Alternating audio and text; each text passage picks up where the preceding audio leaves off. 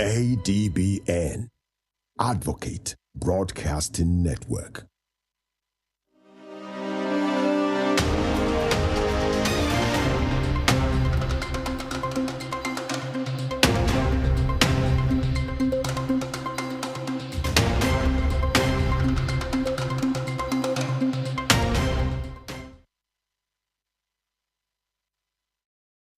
Hello and welcome to Across the Niger Delta, the weekend edition of Niger Delta Today, where we'll take you on a journey through most of our major stories during the week and all the happenings around the Niger Delta region. On the program, we'll also bring you all that relates the rich culture, diverse communities, and dynamic development spanning the Niger Delta region. I am your host, Awero Swogene Ebo. Do stay with us.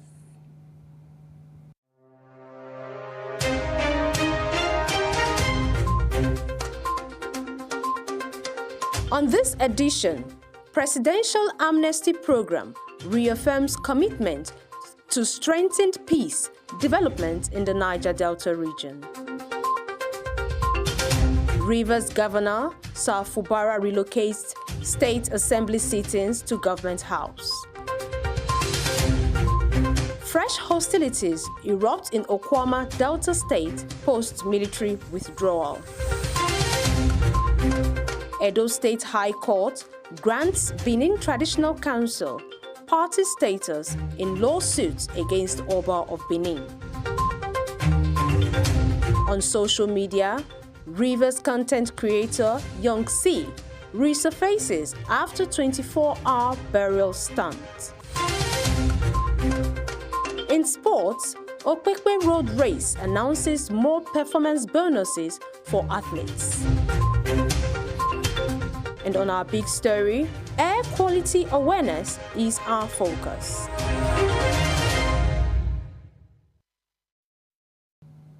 Thank you so much for staying with us and taking you on a journey through our major stories for the week. The issue of oil politics and the divestment of Shell's onshore assets had stakeholders in the Niger Delta region call on the federal government to critically scrutinize the divestment transaction between Shell and a consortium of 5 Nigerian companies to ensure that people of the host communities are not defrauded. Let's have a look at the report.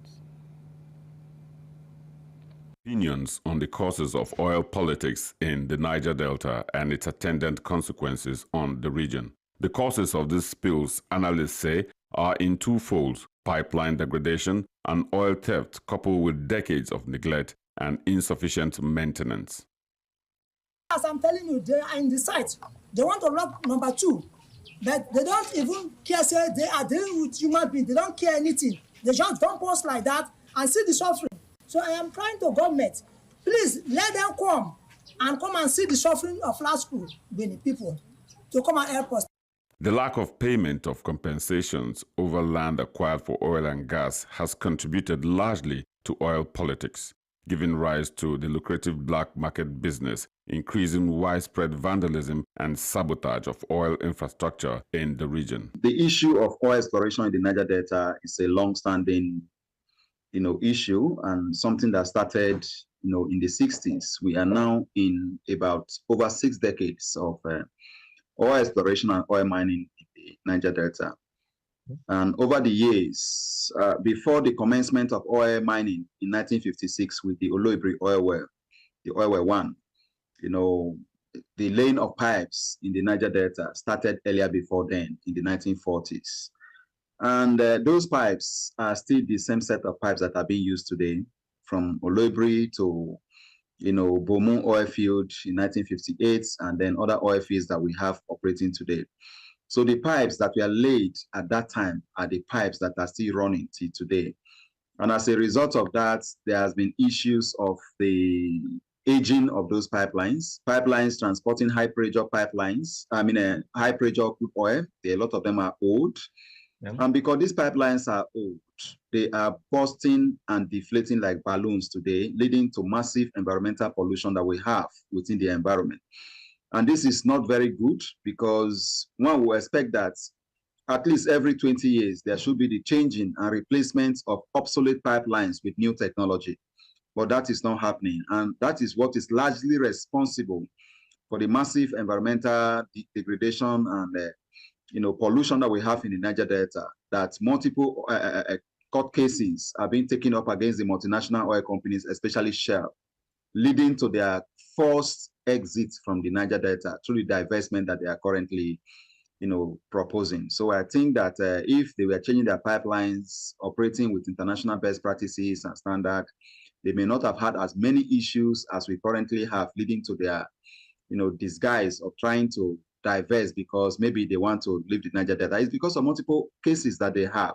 We expect that whole pipelines need to be replaced, even if it is to go on holidays, to say for such and such a period, this pipeline will no longer be functional because we want to replace the whole length of the pipes from the flow station to the terminal where they are transporting this crude oil or gas.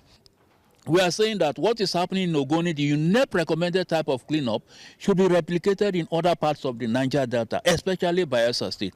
And that is also why we are saying, as they want to divest and run to the Atlantic Ocean to continue offshore, that their activities, trying to dodge us from monitoring them, they should clean up their mess here onshore before they go.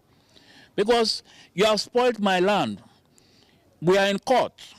There are compensation issues. There are cleanup issues. And you say you want to sell the company, your asset to another person. It not go work now. Come, let us see it in black and white. Let the buyer also know that as he is buying, these liabilities that this seller is leaving behind, that he will take full responsibility. Put it in black and white. Let us also see it. Then it's okay. Otherwise, clean up, remediate, pay compensation, settle all those legal issues before you go and continue your pollution or your production activities offshore. The consequences extend far beyond the immediate environmental damage affecting the nation's revenue drive, with the livelihoods of millions of people being threatened, leading to intense poverty and social unrest.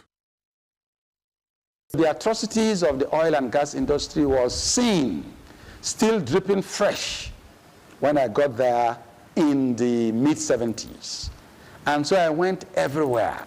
I saw everything. And today, my palace is sitting on top of oil and gas. That is at George, the largest gas field that Shell has. Less than a kilometer from the central processing facility, where about 60,000 barrels of oil equivalent of gas is sent to Soku on daily basis. So in these few minutes, so much in terms of liquefied gas has been moved to Soku for export. So about 4 to 5 billion naira equivalent of gas. The first thing you do is to clean your business premises, make it attractive and make it nice, isn't it? Is the Niger Delta attractive? Is it nice? So that is supposed to be the business of the federal government. The federal government is not seeing that it has to make that place nice. As a matter of fact, they are supposed to see me shining like a star as I sit here, because underneath where I sit is so much oil and gas.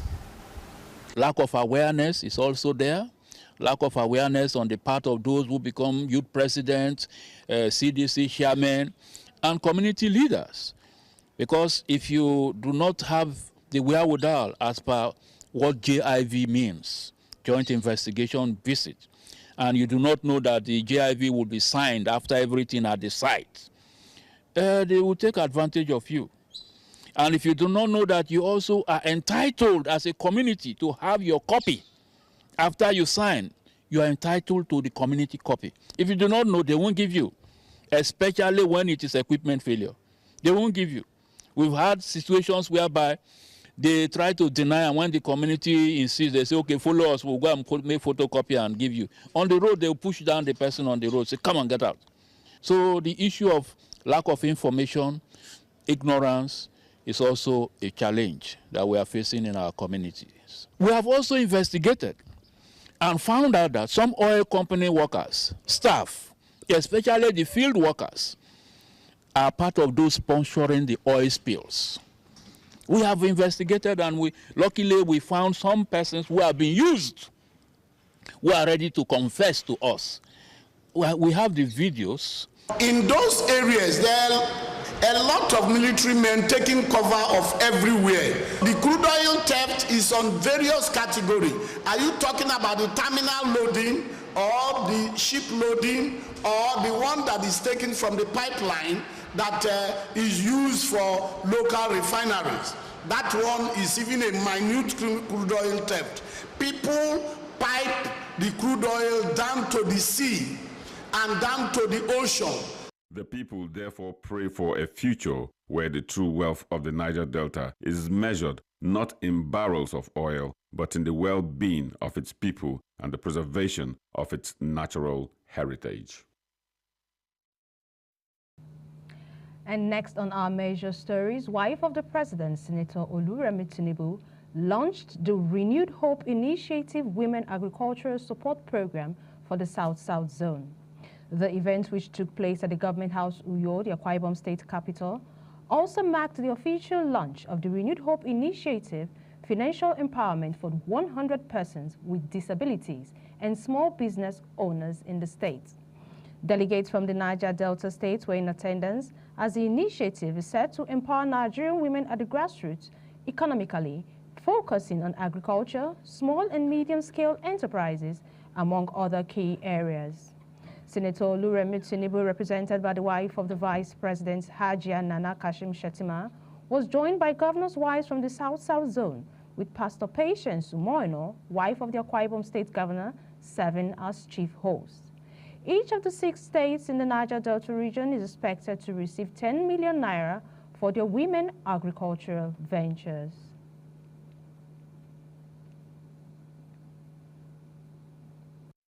Efforts to better the standard of living of Nigerians, First Lady of Nigeria, Senator Oluremi Tinubu, has launched the Renewed Hope Initiative of Women Agricultural Support Program in the South-South Geopolitical Zone. The launch also covers the Renewed Hope Initiative of Financial Empowerment for 100 persons with disability and small business owners in Akwa Ibom State.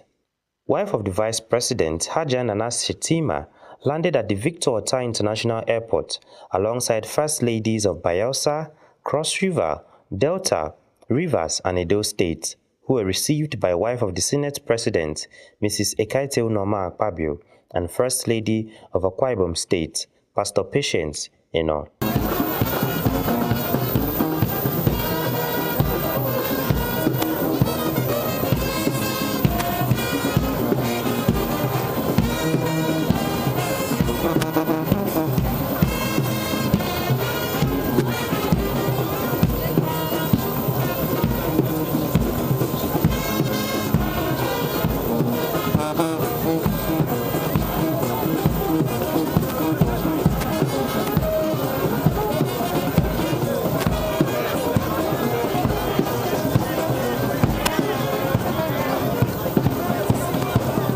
After exchange of pleasantries, the team moved to Government House in Uyo, where they were received by the State Governor, Pastor Moino, and other members of the State Executive Council.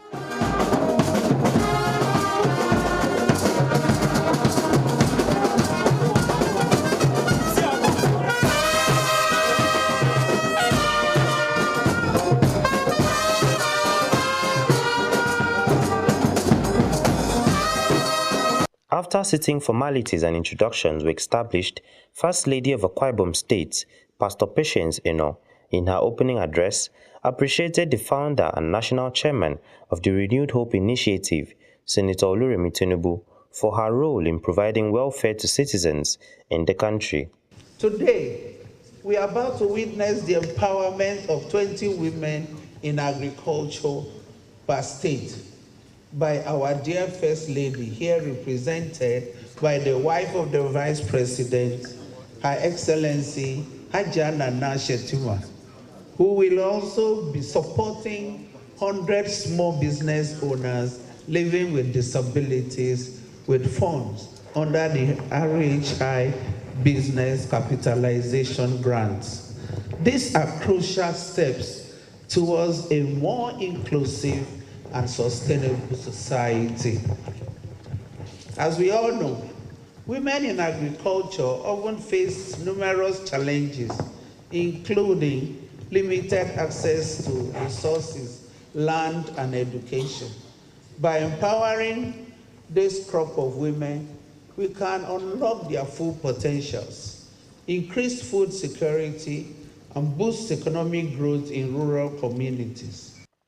Joining the women to celebrate the strides of the Renewed Hope Initiative, Governor of Akwa Ibom State, Pastor Omoino, said the state will continue to support women in the agricultural sector as well as disabled persons in the state. I'd like to send our warmest appreciation to the First Lady of the Federal Republic of Nigeria, and we also want to thank her for the support she's giving to the President of the Federal Republic of Nigeria, President Bola Ahmed Tinubu GCFR. As he works hard to get us out of the economic challenges our nation is grappling with currently.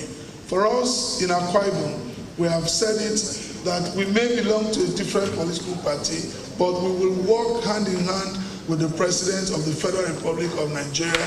We will support him and will ensure that his programs in Akwa Ibom succeed as much as we can.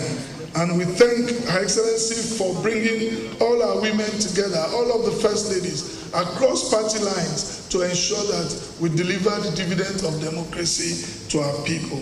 On her part, Chairman of the Renewed Hope Initiative, South-South Zone, Dr. Gloria Diri, said the scheme was founded to address social issues faced by citizens by providing welfare incentives to aid their livelihood.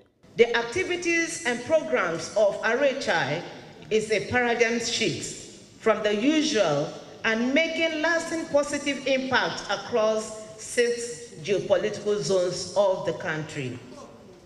I recall Your Excellency when you invited us for a meeting on absorption of office in 2023, wherein you expressed your resolve to work with us in our various states to drive the process of RHI and my subsequent nomination by my colleagues as the zonal chairman of RHI, which you graciously approved. Reaffirming her commitment to the welfare of women in the country, wife of the President, Senator Oluremi Tinubu, who was represented by the wife of the Vice President, Hajia Nana Shettima, said the initiative will continue to address the plight of Nigerians. Hajia Shettima also added that women across the country will receive more support to boost food availability in the country through agriculture. The Renewed Hope Initiative's commitment to supporting women farmers nationwide aligns with the broader national agenda to strengthen the agricultural sector. Today we are supporting 20 women farmers per state and the South-South Zone with a sum of 500,000 naira each. To this end, a draft of 10 million naira per state for the South-South Zone will be handed over to the First Ladies of Akwa Ibom, Bayelsa, Cross River, Delta, Edo, and River States, who are also Renewed Hope Initiative state coordinators for onward disbursement to all beneficiaries in their respective states. These farmers are those in the agrarian sector, animal husbandry, poultry, and fish farming. In a short while, the Renewed Hope Initiative will be collaborating with the Federal Ministry of Agriculture to empower potential farmers in this space. 70% of the beneficiaries will be young female farmers, while 25% will be for our young male farmers.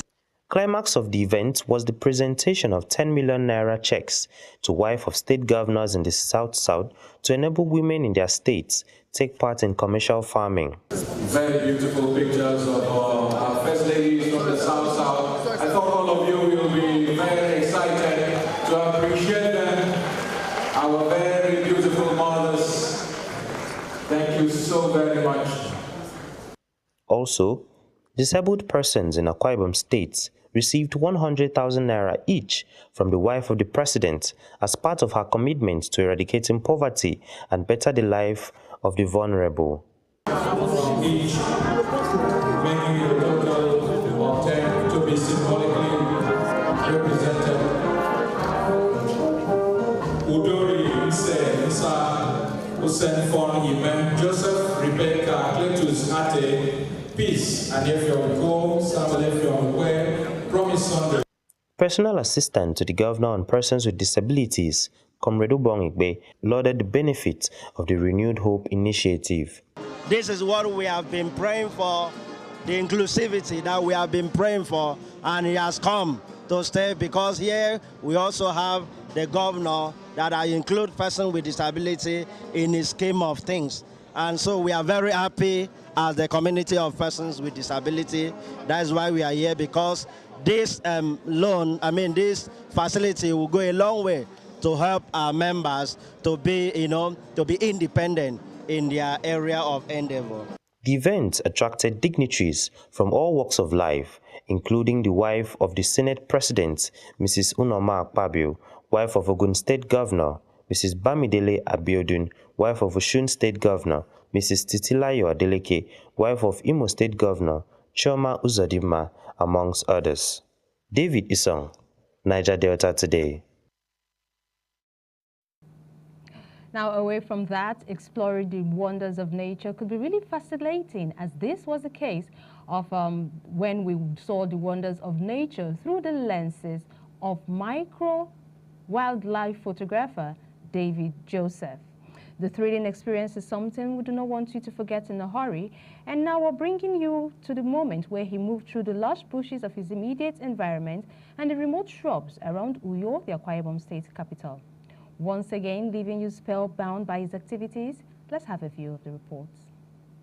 All right, welcome to Niger Delta Today, and today we take you through the length and breadth of the Niger Delta region to bring you the best of information, content, and also entertainment. Now today, I got wind of a guy that has been doing some very amazing things with the camera, especially at night. He calls himself a macro wildlife photographer. What does that mean? It means that in an environment like this, look at my background, you can see bushes, but this guy can see a universe of animals to snap. So today I am with David Joseph, a macro wildlife photographer, who's going to tell us how he got into this business, what it's about, and what really has been pushing him to go through with all the works he has been publishing on social media accounts. So today you get to meet the amazing David Joseph. So David, nice to meet you. Wow, that intro was so good. I mean, I was like, wow, is he really saying all of this? I had to realize like 2 weeks so much. to do it. Okay, so now tell me, macro wildlife photography, how did you get to hear of this, and how did you get to begin such a line of, let me call it business or career? Okay, so I think I got into macro wildlife by accident. An accident I mean in quotes, because I was just having fun. I didn't really know what I was doing. I didn't even know it had a name till I kind of like began posting on social media. That was when I was able to find my own audience and people who were already into it. So I got to discover that what I'm doing actually has a name, and it's called macro wildlife photography. Okay, so now let me get more detail from you. Macro wildlife photography. What and what does it entail? What do you do? What do you snap? Do you snap? Because I snap trees, I snap people, I snap clouds. Right. And so what do you snap, and how are these things so interesting to you? So I photograph the little wild things, the unseen heroes of our world, like spiders, frogs, snakes. Yes, of course, they are heroes, and they're very beautiful too. So yeah, those are the kind of things I photograph, and they're very interesting because it's opened me up to a whole new universe, a whole different world where I get to see and embrace their uniqueness, their personalities, and understand them better, which has made me to appreciate and also conserve them. Slow down. So what you're saying now, what he's telling us now is that he snaps snakes, frogs, spiders, yes, tiny ants. Yes. How do you do this? With the help of a macro lens. Okay. Just give us more detail how you start. When exactly do you go hunting for these unseen heroes according to you? So they can be found anywhere, even in our bedroom. Of course, I've done a couple of shoots in my bedroom where I saw a spider, and instead of maybe killing it or chasing it away like a normal Nigerian, I picked up my camera and start photographing it. So I do it with a macro lens. 97% of the time I shoot at night. In anywhere I believe they could walk live around. So I'll just get into the bush with my light and try finding these things to work with them and showcase their beauty to the unseen eyes of our people. Oh, amazing. Okay, so now let me guess. Ordinarily, people have animal phobias. I mean, I know a lot of people are scared of spiders, scared of cockroaches, snakes. Snakes is even like an extreme case here. So, how do you get to have any phobia at all? And how do you get, because I've seen some of your works, now how do you get to have these animals stand and just impose for you to take a shot and hit them? And also I get to hear something about multiple shots, so they stand and you take so many of them. How does this work? So I was just like every one of us. I wasn't always in love with insects. Of course, I was so afraid of them. But when I got into macro photography, I was able to get close. And when you get close, you see them in a whole different way. And when you see them in a whole different way, it makes you appreciate them because they are kind of like face to face with them. It's like having a conversation. You get to understand them more. You get to see who they really are. And this enables you to appreciate them and not be afraid of them. Okay, for someone that is listening to this interview right now and is wondering, what is this kind of thing? Can you tell us what is one moment, what was one moment when you were out there in the wild photographing these animals or these heroes? Let me use them according to my these heroes. What was that one moment that you had that was so cherishable that you can say, wow, I did this, and during this time I got this reaction from this animal, and this was so I think there are so many of such moments, but the one I really recall most was how a particular spider made me feel. I mean, it made me almost pee my pants. I found this very beautiful white huntsman spider. It's unclassified, meaning that it's not been given a name anywhere yet.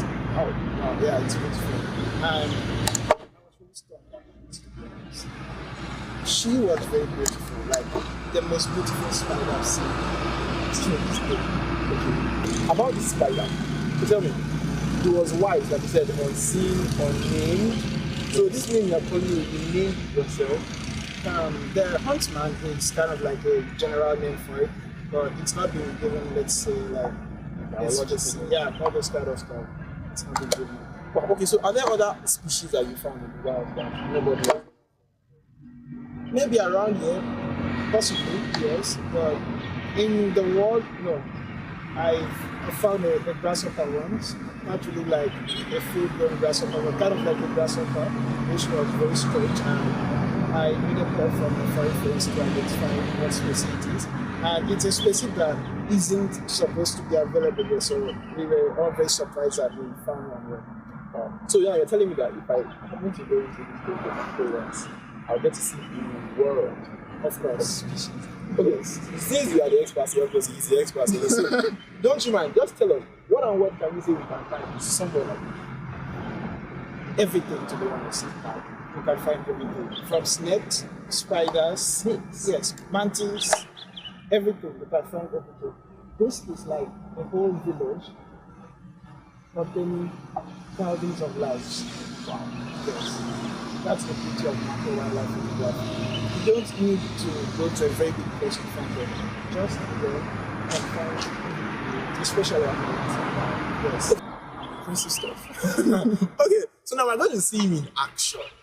I have to see him in action. We're going to see him in action. We're going to see how he gets to do these things, the gears, and how you said you lie down on the ground to take some hand. Because yes, I saw a spider he took a shot of, and that spider was so up close to him. I was wondering, how did you get to shoot this kind of a picture? And then he said he laid down on the ground in the bush, soldier ants, snake. What again? Please, that's a lot of risk. So we'll see him in action right now. Wildlife photography for me, I feel, is a bit more difficult by day because the insects are very, very active. At night, they kind of tend to rest a little bit or say be dormant and maybe more approachable, you know.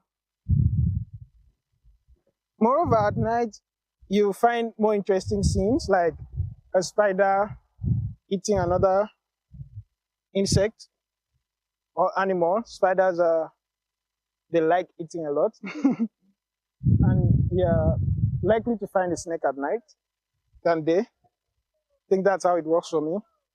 So I've hardly photographed by day in the past, but I'm trying to do it more nowadays because of how risky it is to shoot at night. So right now I just found a bug that jumped into the web of a spider, but I don't think I'll take a picture of it. I'm actually very selective of what I photograph. Being selective of what I photograph has really helped me gain mastery of the things I photograph, as well as understanding of the subject.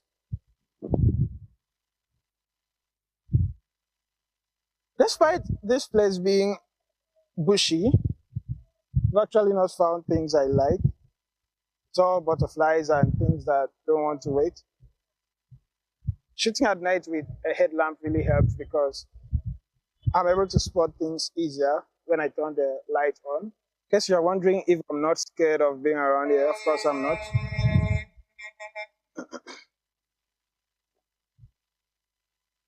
And one reason is because I'm very confident that the animals will not attack. Yeah, I mean it. The other reason is because I'm wearing a boot, so it gives me confidence.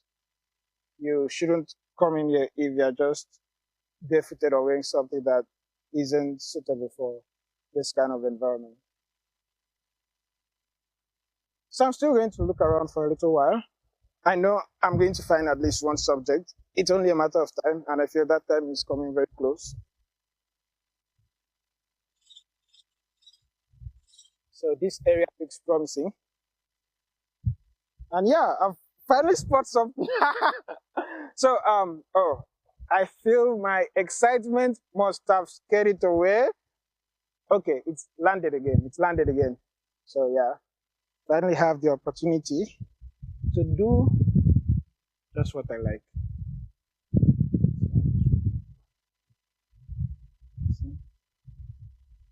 The key is to approach slowly.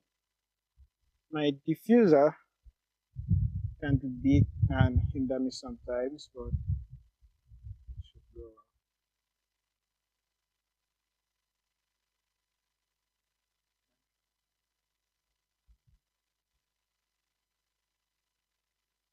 So that is my first good shot here today, and I'm very excited that I finally found something after roaming around for a couple of minutes. I hope I find another one before I leave. Wow. First of all, I am so enthralled by what I have just experienced. A man that snaps in the bush. In the bush.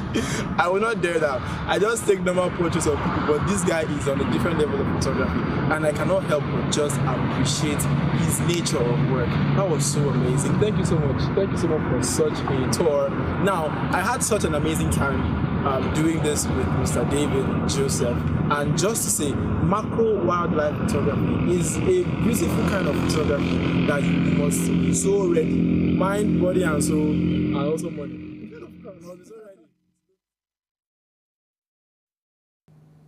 Mind, body, and soul is not actually enough when it comes to micro wildlife photography. I think for people like us who go into the bushes with insecticides and all of that, all covered up from head to toe. But this is quite interesting. Like I told you earlier, it actually left you spellbound if you are being truthful. Now let's bring you more from across the Niger Delta region. The administrator of the Presidential Amnesty Program, PAP, in the person of Chief Dennis Otuaro, has reaffirmed his dedication to uphold peace, security, and development in the Niger Delta region through the program, which is in alignment with President Bola Tinubu's vision.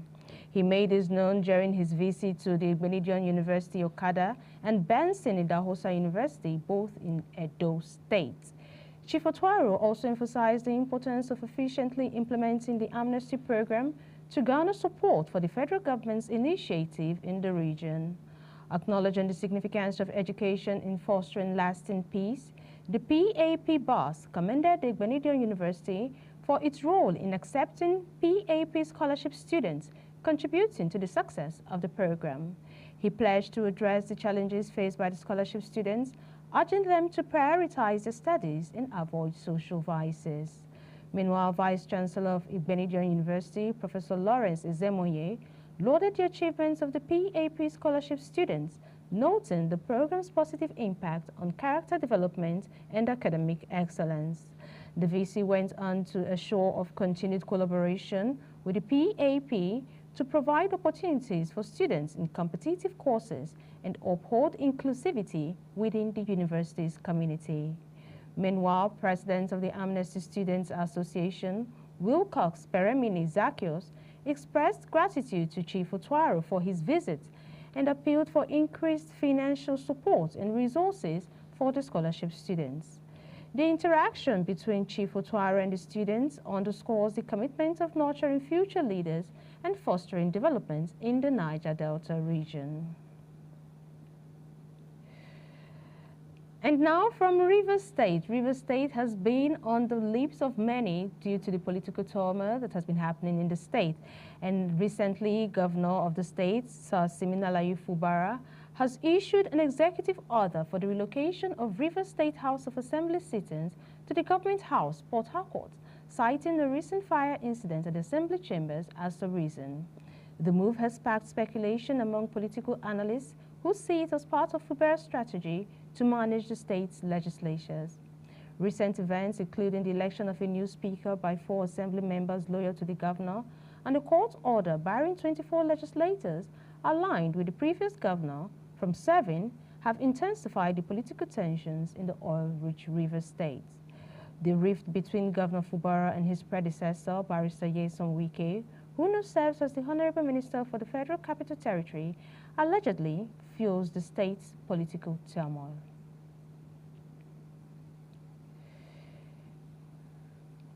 Into Delta State, fresh violence have erupted in Okwama community of Ugeli South local government area of the state shortly after the Nigerian army withdrew its personnel.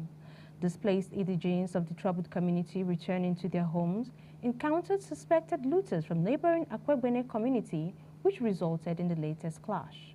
One person is feared dead with 3 others injured in the confrontation.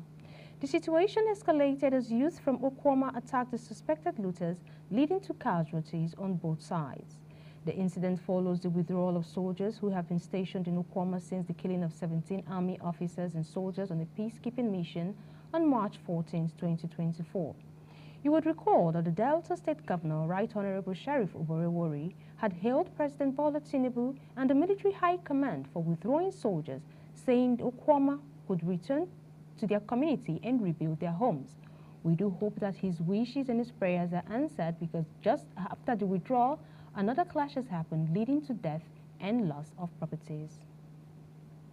And now the Nigerian Navy has intercepted the MV Blue Shark, a vessel allegedly fleeing Gabon, without proper documentation in its ongoing efforts against crude oil theft and national sabotage. The interception took place in Calabar by the Navy's NNSOSE, as announced by the Navy's Director of Information, Commodore Awuyo Adams Aliyu. The vessel's capture was prompted by an alert message from the Multinational Maritime Coordination Center Zone D, which also resulted in the arrest of 11 crew members. Commodore Adams Aliyu clarified that the MV Blue Shark's apprehension is part of the collaborative efforts among regional maritime security agencies in the Gulf of Guinea under the Yaoundé Code of Conduct on Maritime Security in the region, aimed at ensuring a safe and secure maritime environment to bolster Nigeria's blue economy. He added that preliminary investigations will be conducted by the Navy to verify the allegations and appropriate actions taken in accordance with the Yaoundé Code of Conduct. Meanwhile, Chief of Naval Staff Vice Admiral Emmanuel Ogala has commended the officers and ratings of the NNSOSE for their professionalism in apprehending the suspected fleeing vessel. He reaffirmed the Navy's commitment to collaborating with neighboring countries to combat transnational maritime crimes in the region. And to Edo State, the Edo State High Court in Benin has granted the Benin Traditional Council, BTC, admission as a party in a lawsuit initiated against the Omonoba Nedo Ukwakolopolo Uware II, the Oba of Benin. You would recall that suspended dukes in Niger, representing others, contested their suspension, arguing that only the state governor, Mr. Godwin Obaseki, not the monarch, had the authority to remove them from office. In response to an earlier motion, Justice Peter Ahiyero permitted the inclusion of Benin Traditional Council, BTC, as the third defendant in the suit. Despite objections from the claimant's counsel, the court upheld the decision, emphasizing the importance of fairness. The hearing has been adjourned to July 15, 2024. And still in Edo State, the Edo State Office of the National Directorate of Employment, NDE, has initiated a training of 20 Edo youth in Basic National Open Apprenticeship Scheme, BNOAS, focusing on web design and tailoring. Director General of NDE, Malam Abubakar Fikpo, represented by the Edo State Coordinator, Mr. Chibuzo Okoronkwo, who declared the training open, emphasized the program's objective of equipping unemployed youth with marketable skills, addressing massive unemployment and promoting self-reliance. The training, expected to span 3 months, targets unemployed youth from all 18 local government areas of the state. The DG of the NDE highlighted NDE's commitment to fighting unemployment by providing extensive skill acquisition trainings. Participants will receive monthly stipends for transportation and trainers' fees, empowering them to become self-employed entrepreneurs. Ibrahim Musa of the Vocational Skill Development VSD Department reiterated the program's goal of creating self-reliant individuals who can contribute to societal growth. Mrs. Enibeta Unwabonen emphasized the importance of customer interaction and marketing skills in establishing successful businesses. And on social media, content creation is actually getting more daring and dangerous as some content creators now go beyond the edge to make sure they satisfy their fans and followers. 26-year-old Rivers content creator Young C has been exhumed after enduring a harrowing 24 hours of being buried. He announced this on his Instagram account, which he used alongside other social media channels to give updates to the followers of his well-being throughout the period. The act reminiscent of Jimmy Donaldson's popularly known as Mr. Beast's 50-hour burial to create awareness on the dangers of deforestation. The question now is, was there something lurking underneath Young C's burial besides content creation and growing his fan base? Besides the satisfaction he gave his followers, the clock stopped ticking on his TikTok account as it was suspended. And just as Mr. Beast advised the general public not to try this or engage in such dangerous ventures, I think we also lend our voice to tell you not to try this at home. And now to the world of sports. With just 2 weeks left until the 10th edition of the Okpekpe International 10-kilometer road race in Edo State, the organizers have taken it a notch higher by announcing more enticing bonuses for athletes who surpass Africa and world records during the event. Breaking the course, African or world records will earn participants additional rewards of $2,000 and $5,000 respectively, supplementing the race awards, which currently stands between $15,000 to $20,000 for the 5 top finishers. Winners at this event have the potential to earn up to $22,000 if they break both course of African and world records subject to world athletic rules. The current course record stands at 28.28 for men and 32.41 for women, while the African and world records are 26.33 for men and 28.46 for women. Race director Zach Amodu introduced the performance bonuses to motivate athletes and anticipate new records as they celebrate the event's milestone anniversary. Recognized by World Athletics as a world-class race, the Okpekpe International 10-kilometer road race has grown in status over the years, reflecting Nigeria's capability to organize top-tier sporting events. The race has also attracted participants from outside the Niger Delta region and other African countries like Kenya, Ethiopia, Uganda, Morocco, and the likes. We'll take a short break, and when we return, we'll bring you our big story. Don't go away. of overwhelming voices where everyone has different opinion on different issues. It is important that we bring the core issue to the fore.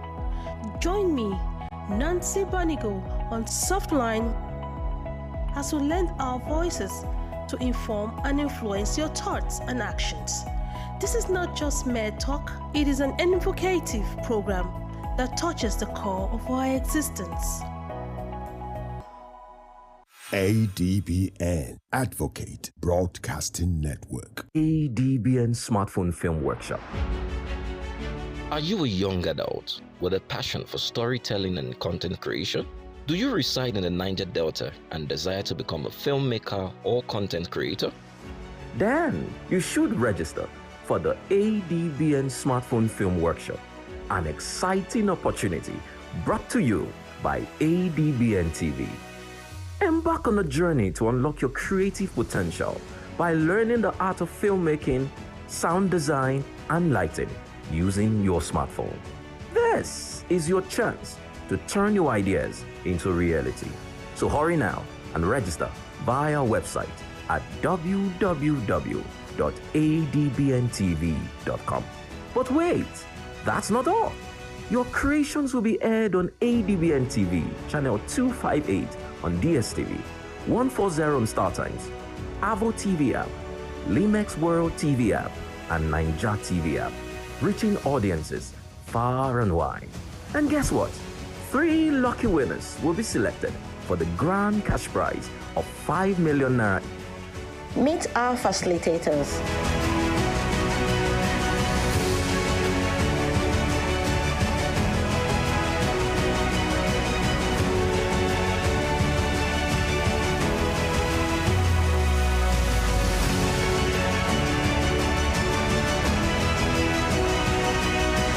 Register now at www.adbntv.com and take the first step towards a future in filmmaking and content creation.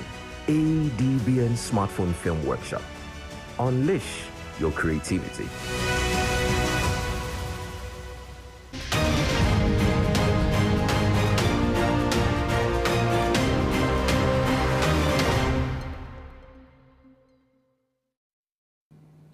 You're welcome to the Big Story segment, which focuses on clean air as it is becoming a luxury and the need to constantly remind ourselves of its importance.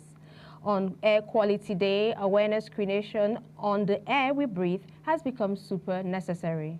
The day is set aside to advocate for cleaner technologies, sustainable practices, and policies that protect health and the environment. To this end, Red Environmental and Climatic Protection Foundation has observed the Air Quality Awareness Week 2024 in Uyo, the Akwa Ibom State capital. And joining us from Water Fountain Waniba in Akwa Ibom State is a crew from across the Niger Delta, where this foundation is having a walk to wrap up the week-long air quality awareness campaign. Hello, good morning. We're right here at Water Fountains in Waniba, and I'm here with Ms. Zanita Essien, the coordinator of Renaclip South region, Nigeria. Good morning, ma'am. Good morning. So what is Renaclip all about, please? Well, Renaclip Foundation is this is an acronym of Red Environmental and Climatic Protection Foundation, Renaclip. It's an NGO. And we started from Lagos, based in Lagos, and we came to Akwa Ibom State like 2 years ago. So our thematic values are centered on agriculture, climate change, entrepreneurship, environmental research, youth and community development, sustainable development as well. Sustainable development, youth and climate change. So Renaclip is here today to celebrate the Air Quality Awareness Week, right? Yes. So please, what's the Air Quality Awareness all about? Okay, we are here to sensitize the public about the air quality awareness. That's why we're doing this campaign today.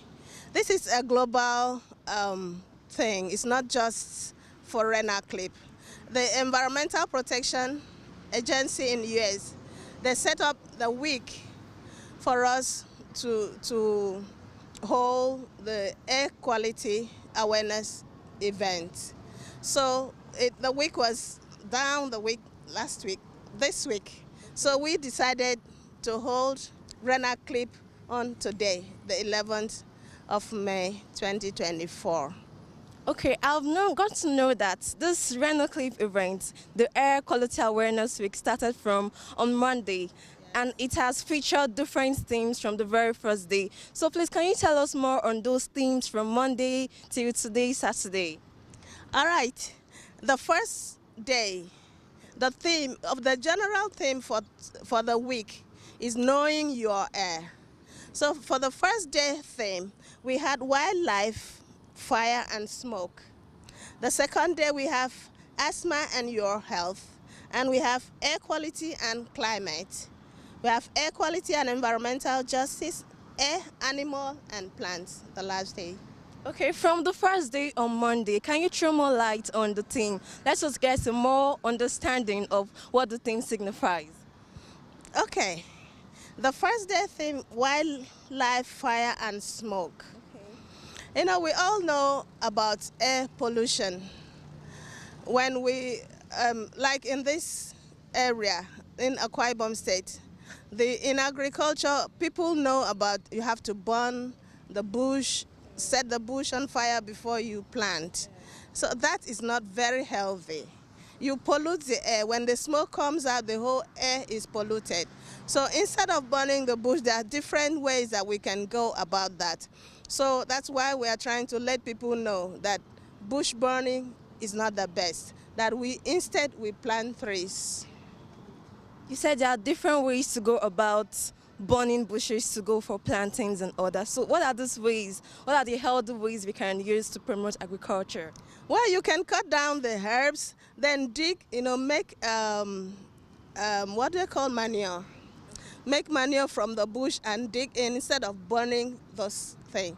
I know somewhere they burn the ashes at times because ash is a kind of a chemical that's good, the manure good for the ground. So, but in different ways we can have those manures. Okay, for the first day on Monday, we got to know that it's not too good to burn forests for planting, and there are other ways to promote agriculture. So what about the second day? We had asthma and your health.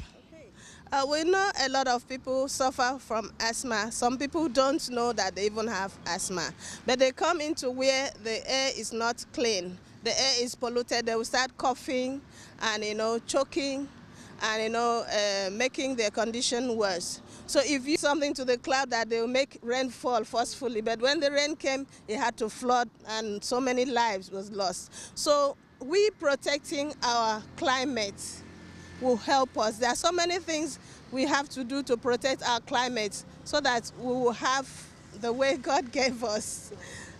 That is not good enough. So we want people to know the kind of air they breathe so that they'll be able to plan their activities, daily activities. Okay, what are those healthy ways for us to protect our air, for us to live healthy? What are those ways we can go into to make sure the air we breathe is healthy? Yes, air pollution can be managed. And, first of all, we talk about planting trees. In your environment, in your place of work, wherever you are, you try to plant trees in your surrounding, and you get away from where the air is polluted. The air can be polluted in your house, inside. People use different ways to cook, and it smokes, and you see fumes from generators, and you see cars. So all those things are the things that we should get away from it, not staying where it is actually happening. Okay, so what is your advice to citizens of Uyo, Nigeria on air quality awareness?